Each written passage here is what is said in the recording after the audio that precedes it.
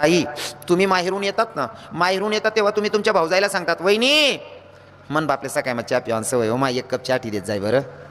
सांग येतच ना, बाप नशीन तर मायन करता वहिनीजी माझ्या माईला एक कप चहा बनवून देत जा गं, आणि जेवणाचं विचारून घेत जाय बरं का माझ्या माईला.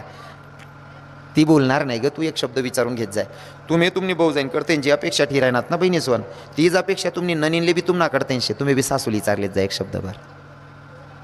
आज तुम्ही विचारली ना तुम्हाला पोरे देखील राहणार. जुना लोकेशने म्हणे शेजी नोसनवारी या ते लेवून या ते देव, बरोबर आहे ना. जुना लोकेशने आखो एक म्हणे सुईन मागे चुलान मागे, हां सुईन मागे दोरा चुलान मागे बांधशी. तुम्ही जर आठे सासू सासराले चांगलं वागा ना, तुम्हाला मायबापले बी तुम्ही भाऊ जाई चांगलं वागेन. तुम्ही जर आठे सासू सासराले गोमाल करा ना, तुम्ही भाऊ जायचं तर तुम्ही मायबापले कुमचाड कराशिवाय राहावं. हां शेजीने उसनवारी या ते लेवून या ते देऊ. म्हणून एक गोष्ट लक्षात ठेवायची, तुमचे लेकरं पाहतायत, तुम्ही सासू सासऱ्यांची सेवा करतायत, तुम्ही सेवा करतायत, हे तुमचे लेकरं पाहतायत ना. तुमचा पोरगा लग्न झाल्याच्या नंतर बायको किती वायबार भेटली, बायको जर सांगितून मायबाप सोडेन मन सांगे चालतो, एकच सांगे ए आमना खानदानमा मायबाप वागांचं वैशे. काय सांगितू आमना खानदानमा मायबाप वागांचं वैशे, आपल्या आठेत राहणं पडी पटीन ते राय नाही ते ऐकवय सांगेन. तुम्ही सासू सासऱ्यांना करायला आता तुम्हाला पोऱ्या दखीन तर वय बरं, नाही ते मग उलटं वय जास.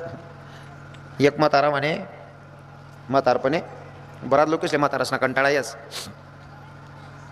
म्हातारा जरा बोलका जरासा बडबड करायला लाग्या, सुनबाई म्हणे म्हातारा जास्त कटका करस आता डोरघरमा टाक द्या म्हणे. पहिले डोरघर राहत तुम्हाला माहिती होती नाही. हां गुरं ढोरं बांधायची आणि त्यात चारा वगैरे ठेवायचं. त्या बाजूना घरमा म्हातारान खाट टाक देणी. म्हाताराले म्हणे आराया मारा नाही, जर भूक लागणे ना घंटी वाज देवानी. किचन रूममा घंटी बांधेनी दोरी म्हातारानं आतमध्ये दिनी. म्हाताराला जर पाणी लागणं म्हातारा घंटी वाज दे, आता नातू पाणी लई जाय. म्हाताराला जर काय लागणं बेल वाजी दे, सुनबाई तर ती वस्तू नातूना नातना ते दाढी दे. असं चालणं बराच दिवस. म्हातारा मरणा, म्हातारान पोऱ्याने पहिले तो घंटा सोडा आणि म्हाताराना प्रयत्न जोडे ठेवा. पोऱ्या म्हणे पप्पा काय करा नात म्हणे. म्हणे बाबा बाबांकरता बनालो होतात, बाबांसंगे वाटलाय राहिनो. पप्पा येडा आहेत का म्हणे, मला डबल खर्च करायला लावू शकता तुम्हाला टाईम. थोडा दिन मग तुम्ही बी म्हातारा वशात मग तुम्हाला टाईमला लागेनच ना. आईच राहू द्या म्हणे. सांगा तात्पर्य आईशे तुम्ही जे पेरणार आहे तेच उगवणार आहे. हो सुनबायांना सांगून दिलं, आता सासू वाचले बी सांग.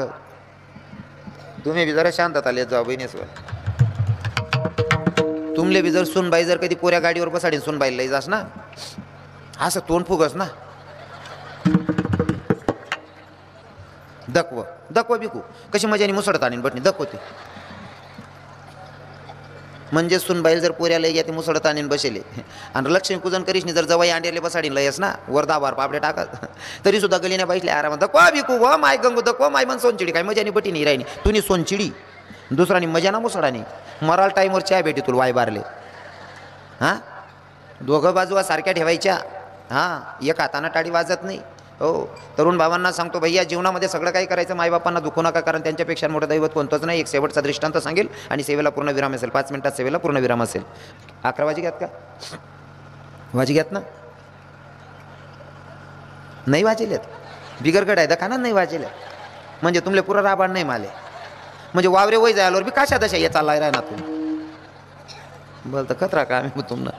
हां ऐका शेवटचा दृष्टांत तरुण भावांना सांगतो. दादा आजचा कीर्तनकार म्हणून सांगत नाही, तुमचा भाऊ आहे, तुमचा मित्र आहे असं समजून सांगतोय. लक्षपूर्वक ऐका. जीवनामध्ये जर तुम्हाला भगवंताच्या मंदिरावर नाही जाता आलं तर जाऊ नका, पण मायबापांना दुखू नका, कारण त्यांच्यापेक्षा मोठं दैवत जगात कोणतं नाही आहे. आणि तुम्हाला सांगेल पहिलं तर मी सांगतो, ज्याच्या जीवनामधनं माय गेली त्या पोराला विचारा माय गेल्याचं दुःख काय असतं. ज्या पोराच्या जीवनातून बाप गेला त्या पोराला विचारा बाप गेल्याचं दुःख काय असतं. सांगू का तुम्हाला, एखाद्या पोराचा बाप जावा, बाप गेलेला आणि एखादा मित्र ज्याचा बाप नाही त्या पोराच्या समोर मित्र त्याच्या बापाकडनं पैसे मागतोय, पप्पा मला 10 रुपये द्या ना.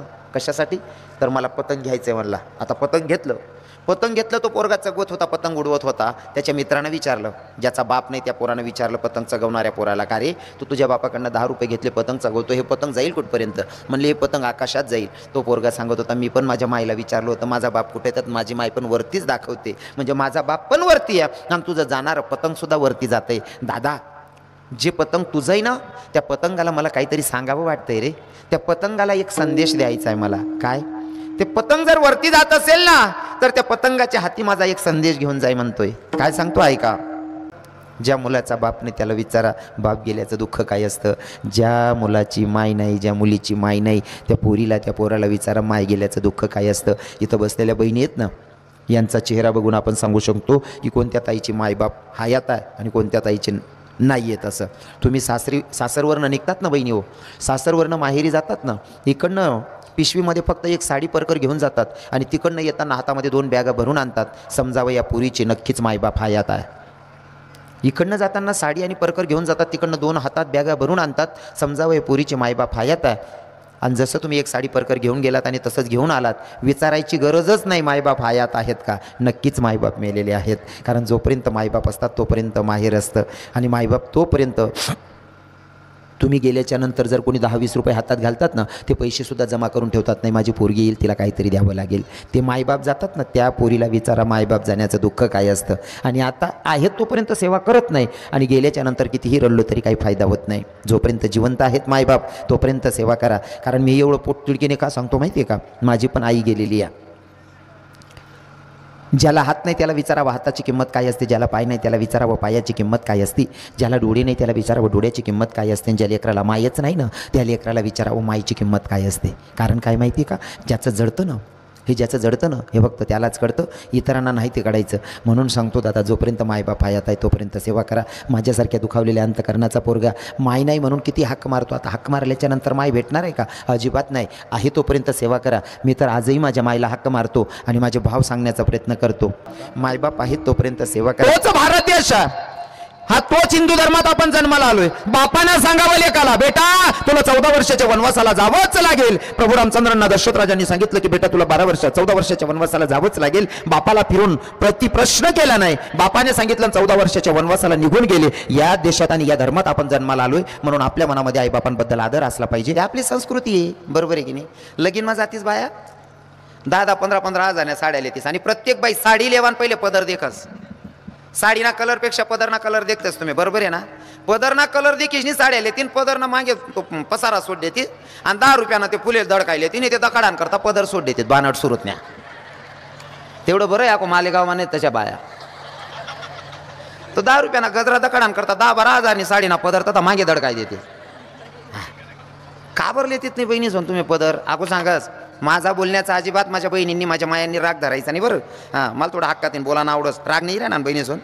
वा ताई सोन वा, धन्यवाद. पक्का ना, राग नाही राहणार ना. वा काय वातावरण आहे भाऊ. आणि राग बिऊ ना तुम्ही म्हणा काय करलीशा. हां, आपलं बोलाना काम रोकडा आहे बहिणी सोन. आपलं काम रोकडा आहे. काढतून खिचडीन लई म्हण बघ ना. हो, डोक्यावर पदर घ्यायचा माया. हो, डोक्यावर पदरच घ्यायचा. अजून सांगतो, माझा जगाचा मालक ब्रह्मांडाचा धनी. जर चोखोबाची बहीण बनून जायचं असेल तर माझा ब्रह्मांडाचा धनी डोक्यावर पदर घेतो. जर नवार साडी नेसायची असेल तर डोक्यावर पदर घ्यावाच लागेल. जर माझा मालक पदर घेतो बाईच्या रूपात गेल्याच्या नंतर, मग तुम्ही लेवायला नाही पाहिजे का. ज्या जुन्या बाया बसलेत ना आज बी म्हाताऱ्या, हो नवार साडी म्हणा, त्या याजीले बिचारेल देखील त्या ह्याच्यात का नवार साडी म्हणा.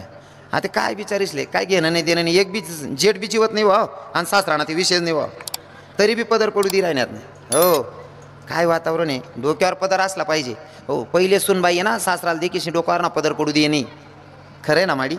इथला तराडा होता पण तो आहे ना सासरा बी चांगला होता तो काका. तो आहे ना सासरा इथला मर्यादा मारा आहेत ना. सुनबाईना समोर सक्की बायकोन संगे बोलायला घाबरेत त्या. हो, सुनबाईना समोर सक्की बायकोल बोलायला घाबरेत. म्हणजे जवळजवळ बायको सक्कीत राहत बा. पण मी मना जर बोलामा तोल घ्या, मना बोलामा जर तोल घ्या ती मन सुनबाई काय विचार करी माय मन सासराला बी अक्कल नाही कथा कथात बोलच मन सासूले. बरोबर आहे की नाही. पहिला सासरा आता ज्या नवीन बन राहणार ना त्या सासराशने उजी वायबार धंदा धरेले, त्यामुळे त्या पुरी पदरले तिथ नाही. पहिला सासराशले देखताच सुनबाई पदरली, आता सुनबाया पदरले तिथ नाही. का बरं. आव सासराजी इथलची चड्डीवर गरमा फिरस ती बहीण कसाल पदरली रे. हो आप्पा तू चड्डी तरी मोठी घाल रे. हो काका इथलची चड्डी घाली फिरस तू. हो उल गेल वावर काय पदरली ती त्या पुरी तुमले दकीच नाही. हा, मर्यादा नाही राहिली महाराज. विठ्ठल विठ्ठल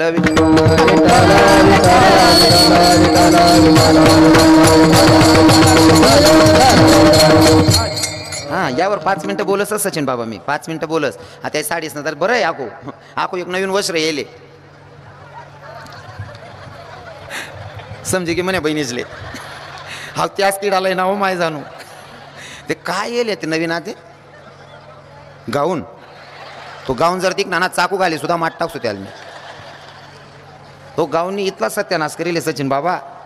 दाखा बहिणी जो रातपाटनं घालले जाऊन आपला आपला रूमात झोपी रात जा.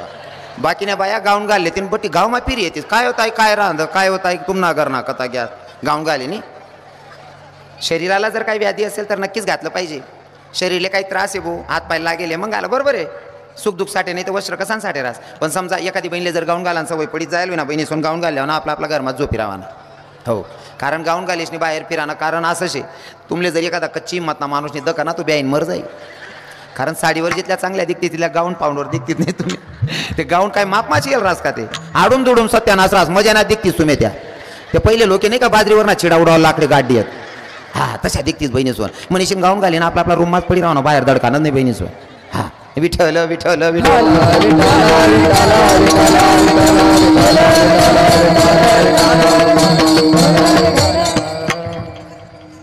राजांना बोलवण्याच्या अगोदर गरज आहे ती जिजाऊ साहेबांची मासाहेब होते म्हणून राजा छत्रपती शिवराय घडले परिस्थिती सांगतो 2 मिनिटात आणि राजांचा जन्म सांगेल लक्षपूर्वक ऐका कोणी येवण्याने गाय कापली मंदिरात गाय कापली आई भवानीच्या मंदिरात गाय कापली रक्ताच्या थारोड्या दुश्मन नाचत होता आई भवानीच्या मूर्तीच्या हातही तोडले पायही तोडले येतात आई भवानीच्या मंदिरात गाय कापली रक्ताच्या थारोड्या दुश्मन नाचतोय आणि आई भवानीलाच साखर घालत होता आई भवानीलाच सांगत होता अगं हे जगदंबे अगं भवानी अगं कुणी असेल तुझ्या धर्माचा रक्षक वाचव म्हणले स्वतीला गाय कापली या मूर्तीच्या हातही तोडले पायही तोडले दादा उठाव तटीन हो भाऊ हो आप्पा हो मन सोनचिड मन पैऱ्यावर माटी पड राहीन बट दाबाई राहणार भाऊ गाव नाही ना ते हा इथला ऐकान करता लोक दूर येतच तुम्ही बोलू नका त्यांच्यासोबत बसून घे चला विठ्ठल विठ्ठल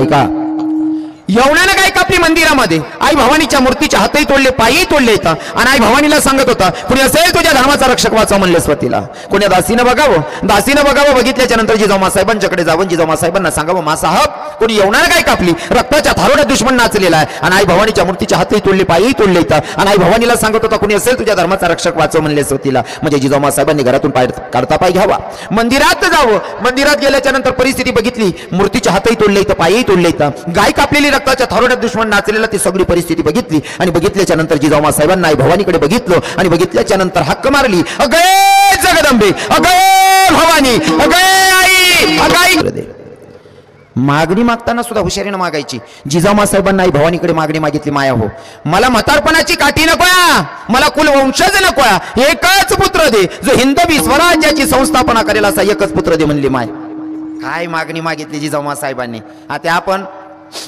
तुम्ही देवाच्या मंदिरात गेल्याच्या नंतर तुमच्या बहिणीला तुमच्या भावाच्या बाईला किंवा तुमच्या पोरीला किंवा सुनबाईला दिवस जात नसतील तर तुमची मागणी कशी असते तुम्ही देवपान मागणी मानते देव बा मन सुनबाईला काहीतरी कुत्र मांजर होऊ दे रे बा हा तू देवपाईन कुत्र मांजर मागेले ताई मग तो कुत्र मांजर बनीच नाही मांजरने मायक पिलेच नाही कुत्रान मायक बुकत फिरस अर्धी रात लागून कारण तूच मागेले तसं मागणी मागताना हुशारीनं मागावी अगं हे जगदंबे ए आई अगं माझ्या म्हातारपणाची काठी नको मला कुलवंशज नको एकच पुत्र दे जो हिंदवी स्वराज्याची संस्थापना करेल असं एकच पुत्र दे म्हणली माय आणि दादा जिजाऊ साहेबांची हाक देवीनं ऐकली जिजाऊ साहेबांना दिवस गेल्याच्या नंतर डोहाडे लागल्याच्या नंतर एका दासीनं जवळ जावं आणि दासीनं विचारणा केली मासाहेब आऊ साहेब तुम्हाला काही खावंसं वाटतं काय प्यावंसं वाटतं का जिजाऊ साहेबांनी सांगावं बाई मला खावंसं वाटत नाही प्यावंसं वाटत नाही मला एकच वाटतं काय हातात दुधारी तलवार घ्यावी घोड्यावर टाच टाकावी शत्रूचा नाश करावा एवढंच मला वाटतं कसले डोहाडे लागले नाही का किती भारी डोहाडे लागले जिजाऊ साहेबांना दासीने विचारलं काय खावानी इच्छा आहे काय पेवानी इच्छा आहे का म्हणे नाही बाई खावं वाटत नाही प्यावं वाटत नाही एकच वाटतं काय हातात दुधारी तलवार घ्यावी घोड्यावर टाच टाकावी शत्रूचा नाश करावा एवढंच मला वाटतं काय डोहाडे लागले हो आत्यान मायले जर दिवस घ्यात एखादी बहिणी जर एखाद मावशीने तर ताई हो दीदी तू ना काय खाऊ जीव कराय ना का आत्यानी बहिणी एकच सांगच मन का पिवे पाणी पिऊ जीव कराय ना शिलगावतून दर्शन मर जाय पिवे पाणी पिऊ जीव करत तू ना बाकीने बाया ते दिवस जावानंतर 3-3, 4-4 किलो मुलतानी माटी काय जाते माडी तू मुलतान काशीतून पोटे सुलतानाची राजा कसा आली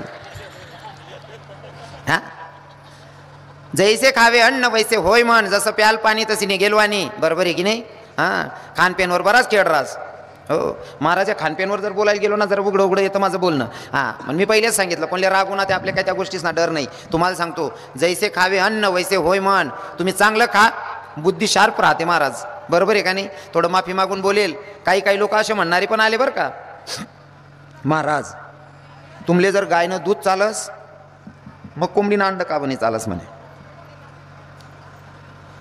लोके बोलता हुशार राहतस ना. काय सांगे तो गायनं दूध चालस माय बी कोंबडीनं अंड दूध सारखं फळ येते खावाल काय वस म्हणे. खाणारा काय लयतीन सांगताच येत नाही. त्याला म्हणतं बानट सुरूत ना ऐकतो ना मग ते चावी लई घ्या तू. हा एक म्हणा मते गायनं दूध आहे ना जोपर्यंत वासरं लागत नाही तो गाय पाना सोडत नाही. वात्सल्य आहे.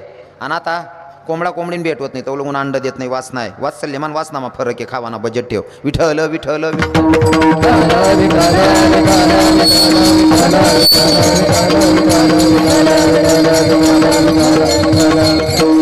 ऐका जिजाऊ साहेबांना डोहाडे लागले बाई मला खावंसं वाटत नाही प्यावंसं वाटत नाही. मला एकच वाटतं हातात दुधारी तलवार घ्यावी गोड्यावर टाच टाकावी शत्रूचा नाश करावा एवढंच मला वाटतं. 19 फरवरी म्हणजे 17 मार्च कालच्या तिथीप्रमाणे आपलं 3 दिवस झाले ना. हो हो 19 फरवरीचा दिवस होता आणि त्या दिवशी आपल्या हिंदू धर्माचा भगवंत जन्माला आला. भगवंतपेक्षाही मोठं स्थान द्यायला अजिबात वावगं ठरणार नाही. कारण मंदिरातले देव ज्यांच्यामुळे बसलेले आहेत तोच भगवंताचा 19 फरवरीला जन्म झालेला आहे. सांगू का तुम्हाला जर का राजे छत्रपती शिवराय जन्माला आले नसते तर कदाचित रविकिरण महाराज कीर्तनाला उभा राहिला नसता. तुम्ही इथे कीर्तनाला बसले नसते. बरोबर आहे की नाही. राजे छत्रपती शिवराय जन्माला आले नसते तर तुम्ही कीर्तनाला बसले नसते आणि रविकिरणने इथं कीर्तन केलं नसतं. इथली परिस्थिती वेगळी राहिली असती. बाबा तुम्ही या लंबल्या टोप्या आहेत ना या टोप्या बदली जायला राहत्यात. या टोप्या मग गोल राहत्यात. हा आणि आते म्हणतास ना नानबो तात्या आप्पा शानाबो असं नाही राहतात. मग सुलतानबाई रमजान काका तुम्ही बी बहिणी सोन सकुबाई बिकुबाई गंगूबाई सुलोचनाताई असं नाही राहतं. सकिना भाभी राजे छत्रपती शिवराय जन्माला आले म्हणून आपण इथं बसलोय. नाही तर अजिबात चान्स नव्हता. आणि त्या राजांची आपण जयंती साजरा करतोय. आणि हे राजे जन्माला आले ना खरं तर महापुरुष असतील संत असतील त्यांच्यामध्ये राजे छत्रपती शिवरायांची आई साहेब म्हणजे जिजाऊ मासाहेब आणि तुकोबरायांच्या पत्नी म्हणजे जिजाई माईसाहेब या दोघं स्त्रियांचा लई आपल्या धर्मावर उपकार आहे. विठ्ठल विठ्ठल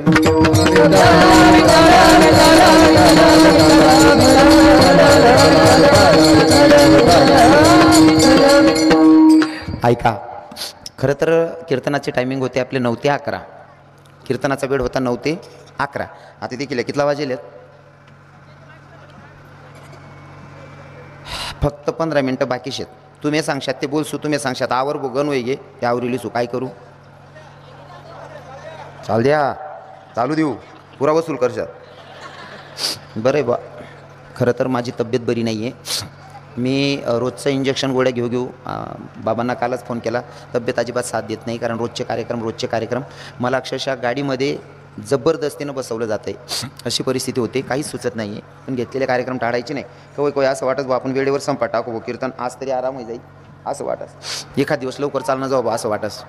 करलिव का बंद नाही मी आजारी पडेल तरी बी म्हणजे तुम्हाला म्हणणं असे तू मरी बी घ्या थांबले का सुतकले नडावे चालले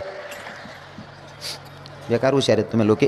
म्हणजे कोणी दाढी काशील घे ना आम्ही बिडी चेटाळली होते वांधा नाही. तुम्ही बसायला तयार असाल तर मी सांगायला अजिबात हाई काही करणार नाही. आता सगळ्यांनी एकच करायचं 2 मिनिटासाठी सगळ्यांनी हाताने टाळी मुखाने नामचिंतन करायचे.